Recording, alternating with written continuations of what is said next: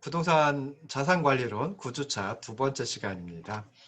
마찬가지로 화면을 공유하고 그리고 이제 시작하도록 하겠습니다. 그래서 세 번째 강의안이고요. 72쪽입니다.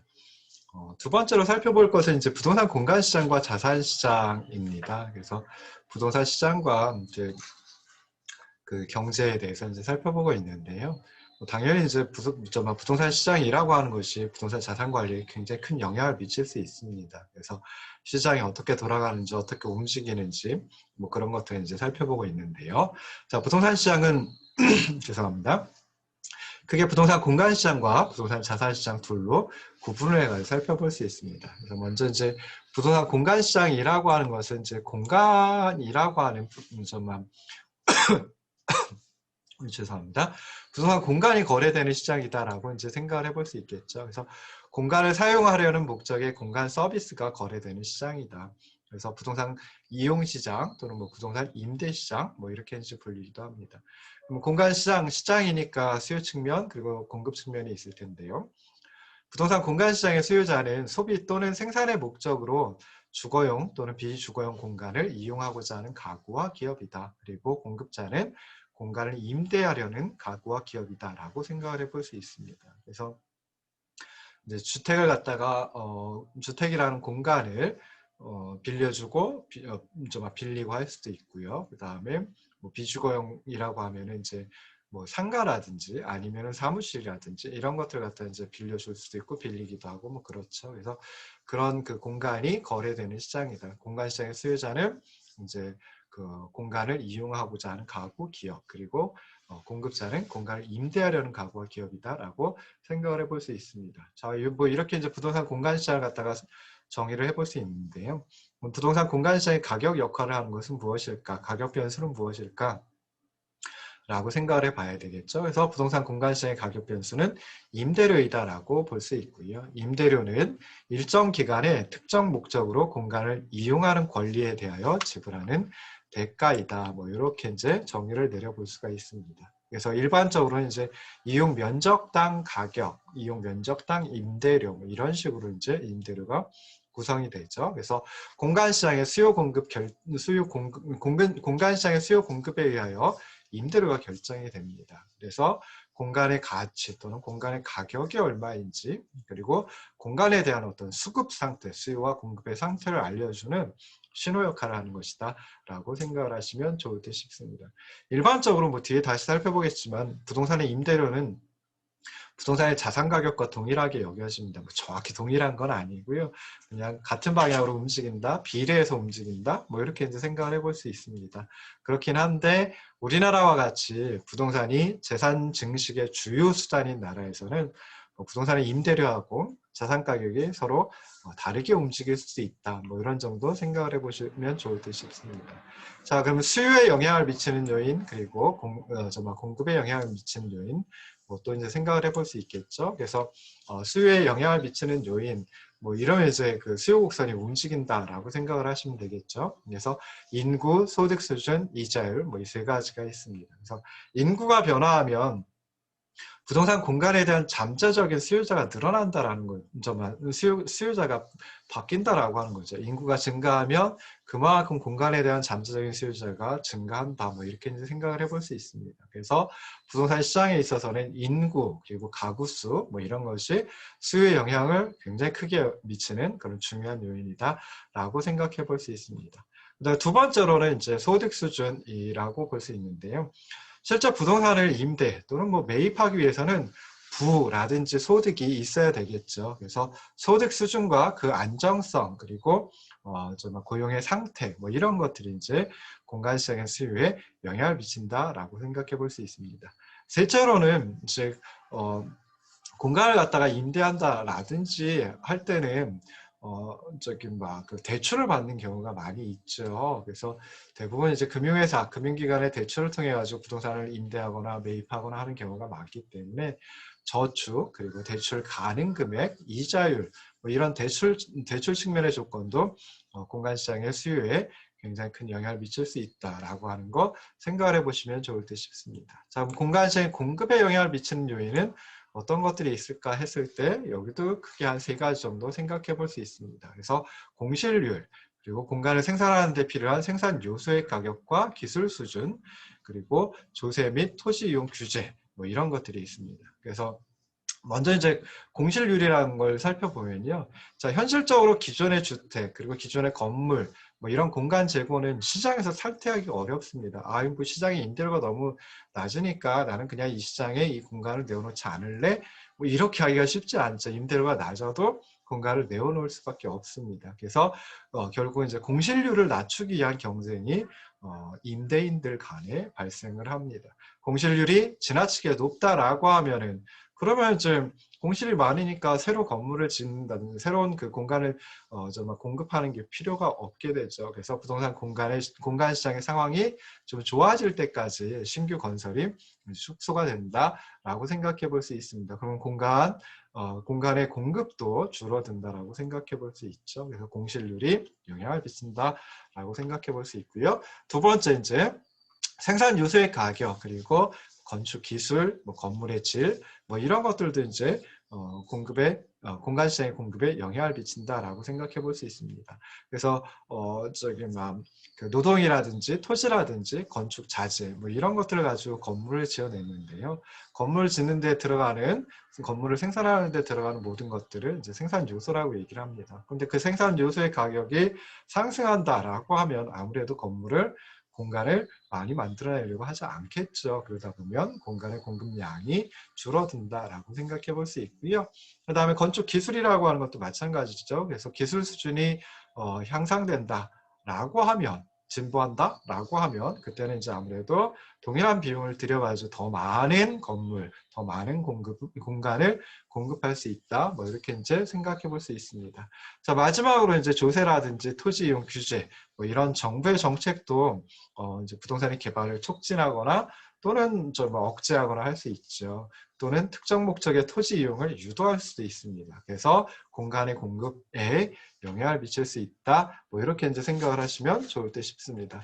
자, 그런데 이제 수요 곡선하고 공급 곡선의 형태 뭐 이런 것도 이제 한번 살펴봐야 되겠죠. 그래서 보시면은 전반적으로 공간 시장에서 수요는 일반적인 경제 이론과 유사하게 신축적으로 반응을 합니다. 그러니까 여기서는 이제 공간 시장의 가격이 임대료니까요. 임대료의 변화에 따라 가지고 수요량이 이제 뭐 즉각적으로 반응한다, 뭐 신축적으로 반응한다라고 이제 생각해 볼 수 있습니다. 근데 공급은 기존 그 경제 이론에서 설명하는 일반적인 재화 시장하고는 좀 다른 양상을 보입니다. 그래서 다시 한번 설명드리면 공간의 수요량은 임대료와 공간 시장의 가격 변수인 임대료와 서로 다른 방향으로 움직이고 움직이죠.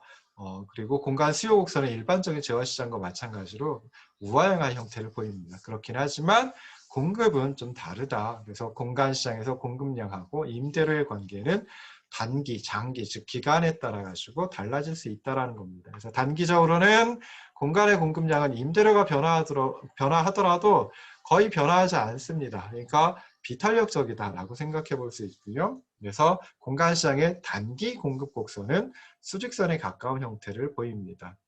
그런데 장기적으로는 임대료가 상승함에 따라 가지고 뭐 신규로 건설을 통해 가지고 공급량이 늘어난다든지 또는 다른 용도를 뭐 그 특정 용도로 전환한다든지 아니면 건물을 증개축한다든지 또는 뭐 재건축 재개발을 한다든지 하는 요인들 때문에 장기적으로는 임대료가 상승하면 공간의 공급량이 증가하고요. 그 다음에 임대료가 하락한다라고 하면 그냥 노후화되는 거 그냥 그대로 놔둬가지고 뭐 유기라든지 멸실이 발생할 수 있고 그다음에 이 용도에서 다른 용도로 전환을 할 수도 있습니다. 그래서 이런 요인들 때문에 임대료가 하락하면 공간의 공급량이 감소한다. 그래서 장기적으로는 임대료에 따라 공간의 공급이 신축적으로 움직인다라고 생각해 볼 수 있습니다. 그래서 장기적으로는 공급 곡선이 우상향하는 형태이다. 그래서 공급 곡선은 단기이냐 장기이냐에 따라 가지고 달라진다. 그래서 공간 시장의 단기 공급 곡선은 수직선에 가까운 형태이지만 공간 시장에서 장기 공급 곡선은 우리가 일반적으로 생각하는 공급 곡선 우상향 형태하고 마찬가지다라고 생각을 하시면 좋을 듯 싶습니다. 자, 그 다음에 또 일반적인 재화시장하고 좀 차이가 나는 거 하나만 더 살펴보면요. 자, 일반적인 재화시장은 동질적인 상품 이 거래가 됩니다. 그러다 보니까 공간의 제약을 좀 받지 않고요. 그리고 자유롭게 이동할 수 있기 때문에 국가적으로 좀 통합된 중앙시장이라고 하는 게 존재한다라고 생각해 볼 수 있습니다. 그렇긴 하지만 부동산 시장은 부동산 공간 시장은 물리적으로 유사하더라도 위치와 유형에 따라 가지고 조금씩 다 다르거든요. 이질적이거든요. 좀 차이가 나죠. 그래서 임대료에도 차이가 날 수밖에 없고 그러다 보니까 국가적으로 통합된 중앙시장이 존재하기가 쉽지 않다. 그래서 이건 전에 설명드렸던 부동산 시장의 특성 중에 시장의 분화, 시장 분할이라고 하는 것하고 같이 생각을 하시면 좋을 듯 싶습니다. 자, 두 번째 이제 부동산 자산 시장입니다. 그래서 부동산 자산 시장은 공간과 화폐를 교환하려는 목적의 부동산 자산이 거래되는 시장이다 라고 생각을 하시면 좋을 듯 싶어요. 그래서 그냥 부동산 매매 시장 뭐 이렇게 이제 불러줄 수도 있는데요. 이것보다 조금 더 커다란 의미의 개념이다 라고 생각을 하시면 좋을 듯 싶습니다. 그래서 엄밀히 말하면 부동산 자산 시장은 부동산과 관련된 자산의 현금 흐름과 관련된 시장이다. 그래서 자본시장 중에 하나이고 자본시장의 틀에서 작동이 된다라고 생각을 하시면 좋을 듯 싶습니다. 그래서 자산시장에서도 이제 공급자 그리고 수요자 생각해 볼 수 있겠죠. 그래서 자산시장 같은 부동산 자산시장에서 공급자는 부동산 자산의 지분을 매도하거나 또는 지분을 줄이거나 부동산 자산의 소유 규모를 줄이거나 하기를 원하는 투자자이고요. 그 다음에 부동산 자산시장의 수요자는 부동산 자산의 지분을 늘리거나 더 많은 부동산을 매입하고자 하는 투자자. 즉 다시 말해서 자산시장에서는 공급자와 수요자 모두가 투자자이다라고 생각을 해볼 수 있습니다. 투자자가 자산시장의 공급자 역할을 하기도 하고 수요자 역할을 하기도 한다라고 생각을 하시면 좋을 듯 싶어요. 그래서 부동산 시장에서는 자, 당연히 이제 수요와 공급의 균형이라고 하는 게 나타날 수 있는데요. 이때는 이제 다른 유형의 자산, 뭐 주식이라든지 아니면 채권이라든지 하는 것들하고 비교해가지고 부동산 자산 가치의 전반적인 수준을 결정한다라고 생각해 볼 수 있습니다. 그래서 이런 의미에서 이제 부동산 자산 시장의 가격 변수는 그냥 자산 가격 그 자체이다라고 생각해 볼 수 있어요. 그래서 개별 부동산 자산의 가치는 그 자산이 미래에 발생시킬 수 있는 현금 흐름의 수준 그리고 위험에 대한 투자자들의 인식에 따라 가지고 결정이 될 수밖에 없습니다. 그래서 보통 이제 그 부동산 자산, 특히 상업용 부동산의 경우에는 부동산 자산에서 창출되는 순수익을 이용해 가지고 자산의 가치를 평가합니다. 뭐 여기서 순수익이라고 하면 이제 순영업소득 또는 뭐 순임대료라고 얘기를 하기도 하는데요. 자, 그러면 이제 부동산 자산의 가격을 어떻게 부동산 자산의 가격이 어떻게 형성되는지 결정이 되는지 보여주는 이제 산식이 있습니다. 수식이 있습니다. 그래서 그 수식을 갖다 이제 고려를 할 때는 그 수식을 갖다 찾아낼 때는 제일 먼저 보셔야 될 게 이제 자본 환원율이라고 하는 게 있습니다. 그래서 자본 환원율 영어로 이제 캐피탈라이제이션 레이트 또는 뭐 캠 레이트 또는 뭐 그냥 I라고 이제 보통 표현을 하는데요. 자, 이놈은 부동산의 연간 순영업소득 NOI 또는 순임대료를 시장 가치로 나눈 비율을 의미합니다. 그래서 순영업소득, 즉 순수익을 갖다가 시장 가치, 시장 가격으로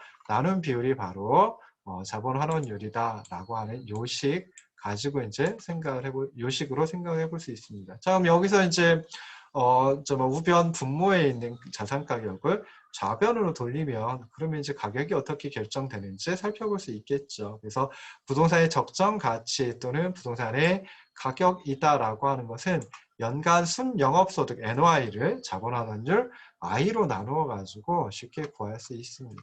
자, 그러면 이제 그거 하기 전에 이 윗식에서 보시면요.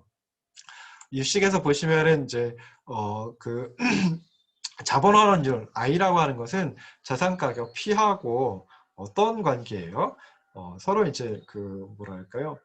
비례하지 않고요. 역비례한다라고 생각해 볼 수 있습니다. 그래서 우변 분모에 있는 자산 가격이 상승한다라고 하면 우변 자체는 더 적어지겠죠. 그러니까 저변에 있는 자본 환원율도 더 적어진다라고 생각해 볼 수 있어요. 그래서 자산 가격이 상승하면 자본 환원율 낮아진다. 자산 가격이 하락하면 그때는 자본 환원율이 높아진다. 뭐 이런 것도 이제 생각해 볼 수 있습니다. 그래서 이런 자본 환원율은 뭐 여러 가지의 정말 여러 가지 이제 영향을 받는 요인이 있긴 합니다. 그렇긴 하지만 자본의 기회비용, 그리고 순임대료의 상승 가능성, 위험, 뭐 이런 것들에 따라 가지고 정말 자본 환원율이 매겨진다, 자본 환원율이 정말 영향을 받는다, 뭐 이렇게 이제 생각해 볼 수 있습니다. 그래서 첫 번째 이제 자본의 기회비용, 그러니까 여기서 이제 부동산 자산이 자본 역할을 하는 거죠. 그래서 부동산 자산의 기회비용은 뭐 시장 금리 그리고 다른 유형의 투자에 대한 수익률을 의미합니다. 그러니까 부동산 자산에 투자를 하면은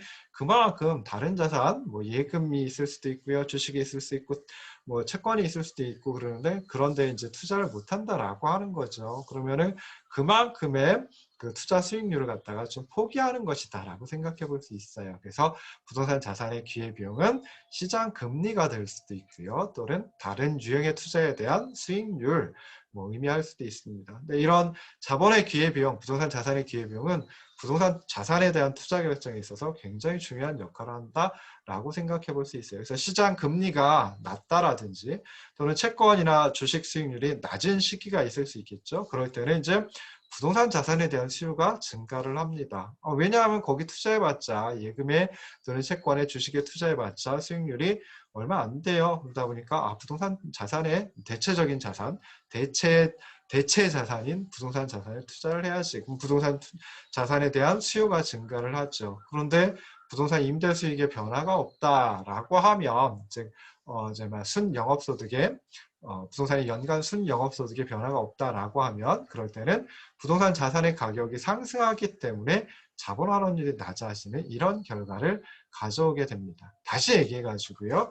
자, 시장 금리하고 채권 그리고 주식 수익률이 낮다라고 하면 그때는 부동산 자산에 대한 수요가 증가를 합니다. 그러니까 부동산 자산의 기회비용이 떨어진다. 그러니까 부동산 자산을 더 많이 매입을 해야지, 가지고 있어야지, 뭐 이런 식으로 수요가 증가를 합니다. 그러면 부동산 자산 시장에서는 어떻게 될까요? 수요가 증가하기 때문에 가격이 높아진다라고 생각을 해볼 수 있죠. 그럼 이 식에서 보면, 이 위식에서 보시면은 부동산 자산의 가격이 높아지니까 자본 환원율은 어떻게 되겠어요? 낮아진다. 뭐 이렇게 생각을 해볼 수 있어요. 그래서 이런 그 자본 환원율 첫째, 부동산 자산의 기회 비용에 따라 가지고 영향을 받는다라고 생각해 볼 수 있고요.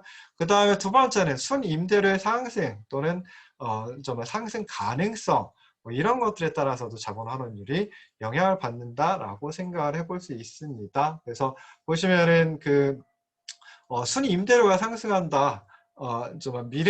미래의 순 임대료 어떻게 될까? 미래의 부동산 공간 시장의 수요와 공급에 의해서 임대료가 결정이 된다라고 생각해 볼 수 있죠. 자산 시장이 아니라 공간 시장에서 수요와 공급에 의해서 임대료가 이제 결정이 된다라고 생각을 해볼 수 있어요. 그래서 임대료가 상승할 가능성이 높은 공간 시장 또는 그 지역 같으면은 부동산 자산에 대한 수요가 또 증가를 하겠죠. 그럼 부동산 자산 가격이 상승하고요. 부동산 자산 가격이 상승하면 어떻게 된다고요? 자본 환원율이 낮아지는 결과를 가져오게 됩니다. 그래서 순임대료의 상승 가능성이 높아진다라고 하면 상승 가능성이 높아진다, 상승할 것이다 라고 예측을 하면 그때는 부동산 자산 시장에서 자산 가격이 상승하게, 부동산 자산 시장에서 부동산 자산의 수요가 증가하고 그래서 가격이 상승을 하고 그러다 보니까 자본 환원율이 낮아지는 결과를 가져온다. 뭐 이렇게 이제 생각을 해볼 수 있습니다.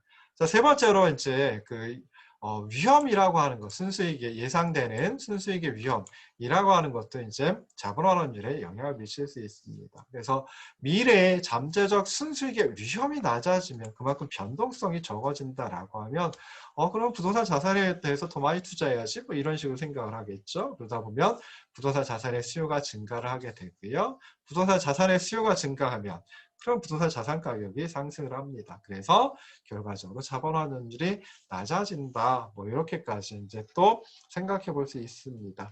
자, 그럼 부동산 자산 시장은 얼마만큼 통합적일까? 뭐 이런 것들 이제 한번 살펴볼 수 있죠. 아까 부동산 공간 시장 같으면은 좀 통합적이지 않다라고 이제 생각을 해봤잖아요. 그래서 자산시장의 투자자들은 공간시장하고 다르게 부동산의 물리적 특성보다는 미래 현금 흐름을 중시한다라고 생각해 볼 수 있습니다. 맞죠? 그래서 주식이나 채권 시장에서 얻는 수익하고 부동산의 임대 수익을 구별하지 않습니다. 똑같이 똑같이 그 투자자에게 수익을 가져다 주는 것이기 때문에 이게 주식이나 채권으로부터 오는 것인지 부동산으로부터 오는 것인지 이제 구별을 하지 않는다라고 생각해 볼 수 있어요. 그래서 투자자들은 수익성, 수익률에 근거해 가지고 투자의 적정성을 평가하기 때문에 결국은 부동산 자산시장은 공간시장에 비해서는 훨씬 더 통합적이다. 그래서 뭐 좀 어떻게 보면 이제 국가적인 시장, 국가적인 통합 시장이 나타난다, 뭐라고 생각을 해볼 수 있습니다. 그래서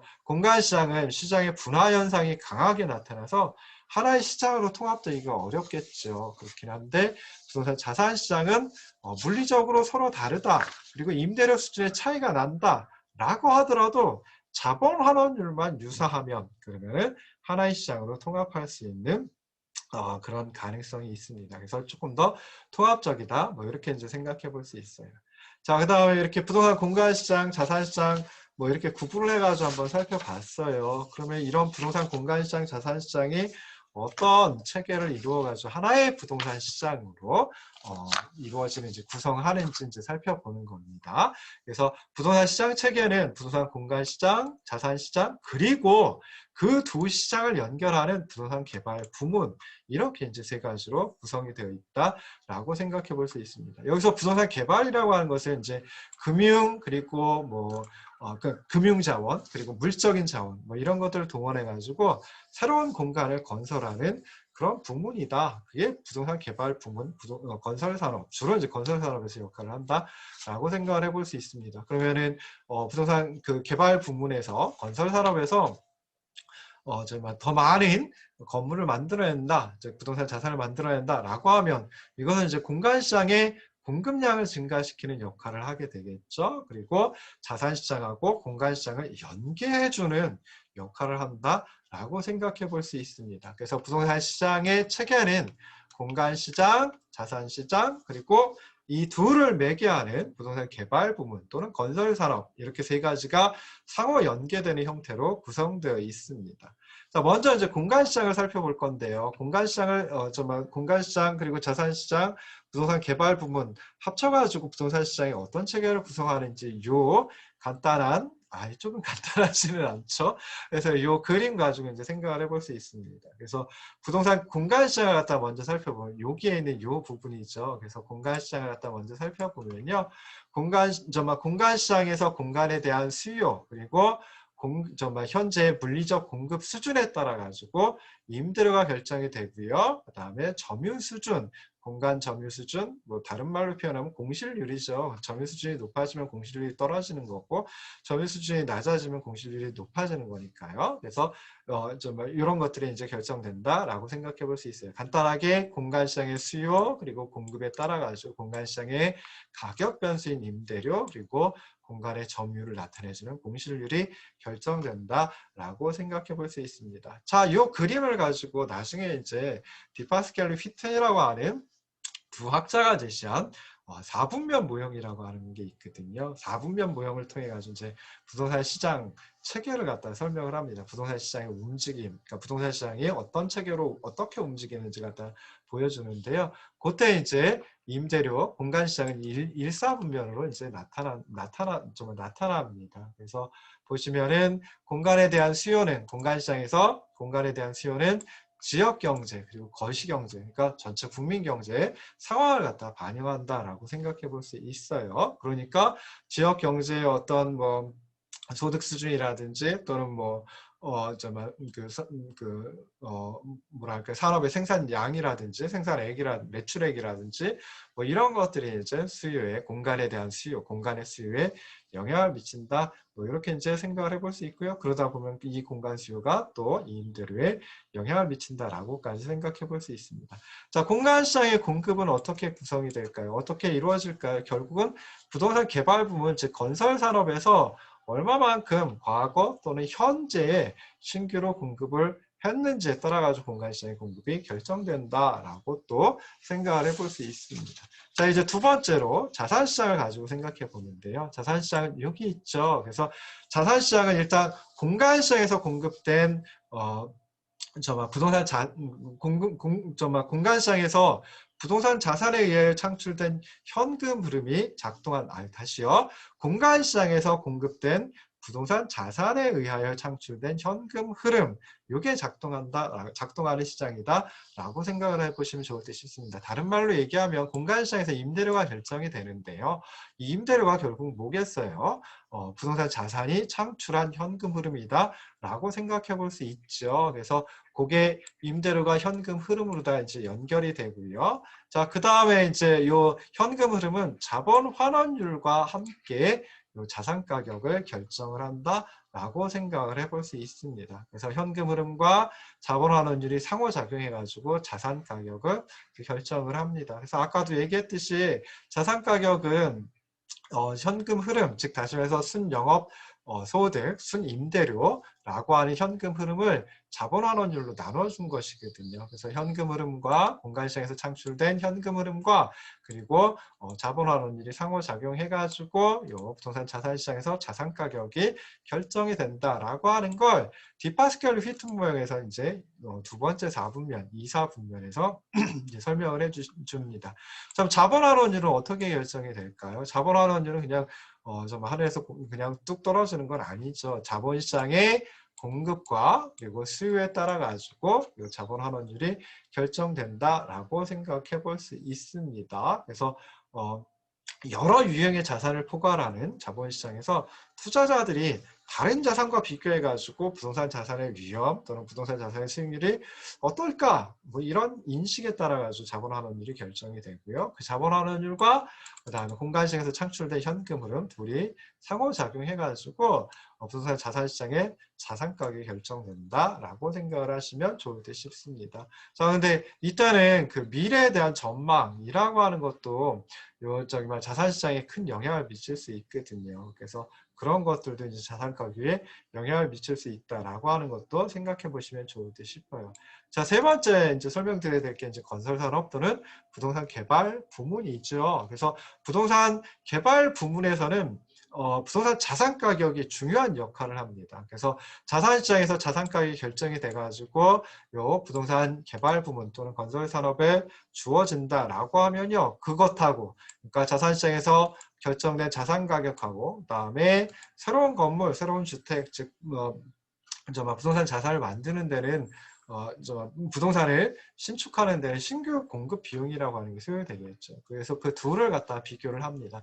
자산 가격이 신규 공급 비용보다 더 높다라고 하면 이거 하나 만들어 가지고 시장에 내다 팔면 그러면은 자산 가격보다 더 높은 수익을 얻을 수 있겠네 라고 생각을 하겠죠. 그래서 수익성이 있기 때문에 부동산 개발을 하는 것, 즉 건설을 하는 건물을 만들어내는 게 타당하다라고 해가지고 이제 새로 부동산을 공급하게 됩니다. 그럼 이게 이렇게 되겠죠. 그래서 이게 이제 건설 산업 또는 부동산 개발 부문에서 하는 역할이다라고 생각을 하시면 좋을 듯 싶고요. 디파스칼리 휘튼 모형에서는 3, 4분면에서 이 부분을 설명을 합니다. 자, 그리고 이제 마지막으로 건물이 주택이라든지 아니면 비주거 부동산이라든지 이런 게 이제 신축돼가지고 공급이 이루어진다. 그만큼 공간시장에 새로운 공간이 공급되는 것하고 마찬가지죠. 그래서 이 공간시장에 기존 재고가 있을 테고 신규로 다 공급되는 그 둘을 합친 게 이제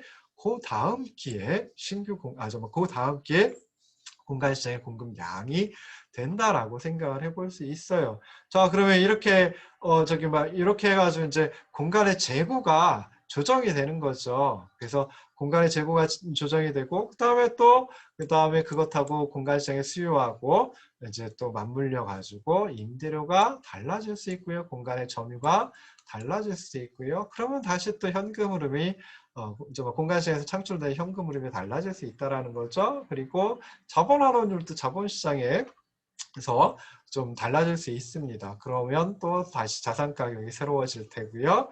바뀔 테고요. 그럼 그거에 따라 가지고 수익성이 있는지 없는지 부동산 개발 부문에서 다시 살펴볼 테고, 수익성이 있다. 그래서 새로운 건물을 만들어내는 것이 타당하다라고 하면 다시 뭐 그 신규로 공급이 이루어지고 뭐 이런 과정을 쭉 돌아가는 것이 바로 이제 부동산 시장의 체계이다라고 이제 생각해 볼 수 있습니다. 그럼 부동산 시장 체계는 원칙적으로 미래에 대한 전망을 고려하고 있습니다. 그냥 현재의 상태 이것만 고려하는 것이 아니라요. 미래에 대한 전망도 이제 고려를 하고 있다라고 생각해 볼 수 있어요. 일단 부동산 개발 부문 같으면은 이게 이제 부동산 개발 부문이죠. 언제 부동산을 만들어 가지고 공급을 할까? 그 공급 시기 결정에 있어서 미래를 고려할 수밖에 없고요. 그 다음에 공간을 이용하는 임차인 입장에서는 임차인 입장에서는 공간 수요에 대한 어떤 장기간의 계획을 필요로 합니다. 그래서 내가 이 공간을 계속 빌릴 것인지 또는 뭐 하다 보면 더 많이 빌릴 수 있을 테고요. 아니면 빌렸던 걸 이제 막 빌리지 않을 수도 있고 뭐 그렇겠죠. 그래서 이렇게 이제 정말 공간 시장에 참여하는 임차인도 미래를 전망을 한다. 미래에 대한 기대를 고려를 한다. 미래를 고려한다라고 생각해 볼 수 있어요. 자산시장에 참여하는 투자자들, 즉 정말 자산시장의 수요자들, 공급자들 모두 다 미래에 대한 전망, 미래를 갖다가 고려할 수밖에 없겠죠. 그래서 뭐 공간시장의 수요라든지 개발 부문의 활동이라든지 뭐 그다음에 자본시장의 움직임, 거시경제는 어떻게 될까? 뭐 이런 것들을 예상해 가지고 부동산 자산의 현금 흐름을 판단할 수 있고요. 그 다음에 자본환원 일이 어떻게 될지도 판단할 수 있고, 그래서 부동산을 언제 얼만큼 매각하느냐, 부동산 자산을 언제 얼마나 매입할까, 투자를 할까, 뭐 이런 것들을 갖다 결정한다라고 생각해 볼 수 있습니다. 그 다음에 두 번째로 또 생각해 볼 수 있는 게요. 부동산 시장 체계에는 스스로를 조절해 가지고 악순환에 빠져드는 그런 빠져드는 것을 방지하는 역환류 장치가 있다라고 하는 점입니다. 다시요. 스스로를 조절해서 악순환에 빠져드는 것을 미리 방지하는 역환류 장치가 있다라고 하는 점입니다. 그래서 부동산 시장 체계에서 가장 중요한 역환류 장치는 어떤 것이냐면 자산시장이 여기 있죠. 거기서 이제 건설산업, 부동산 개발 부문으로 가는 금융자본의 흐름을 조절하는 것이다 라고 생각해 볼 수 있어요. 그래서 신규 부동산 공급이 공간시장에서 과잉 공급을 초래할 것 같다라고 하면 투자자들은 미래 임대 수익이 감소할 수 있을 테고 그러면 현금 흐름도 감소할 것이다 라고 예상을 해요. 그래서 부동산 자산의 가격이 하락을 하게 되고요. 그러다 보면은 추가적인 신규 공급이 타당하지 않다라고 하는 그런 신호를 보내줍니다. 그러면 추가적인 공급이 타당하지 않으니까 이런 금융자본의 흐름을 건설산업으로 가져가는 거, 이거 뭐 별로 그렇게 바람직하지 않다. 뭐 이런 식으로 이제 작동을 한다라는 거죠. 그 다음에 추가적인 신규 공급이 없는 상태에서 공간에 대한 수요가 증가했다. 그러면 임대료가 상승을 하겠죠. 그럼 임대료가 상승하면 자산시장에서 현금 흐름이 증가를 하게 될 테고 그러면 어떻게 되겠어요? 자산 가격이 높아진다라고 생각해 볼 수 있죠. 그럼 자산 가격이 높아지니까 이거에 따라 가지고 이제 수익성이 건설 산업에서는 수익성이 자산 가격이 그러니까 신규 공급 비용은 그대로 있는데 자산 가격이 예전보다 높아지면 이거 수익성이 있네. 그러면은 부동산을 신규로 만들어 가지고 공급을 촉진시키는 그런 또 역할을 한다라고 생각해 볼 수 있습니다. 그래서 이런 역환류 장치 덕분에 공간 시장과 자산 시장이 한꺼번에 균형 상태에 도달할 수 있는 여지가 있다. 도달하게 만든다라고 하는 것까지 생각을 하시면은 좋을 듯 싶습니다. 다시 잠깐 쉬었다가 돌아오도록 하겠습니다.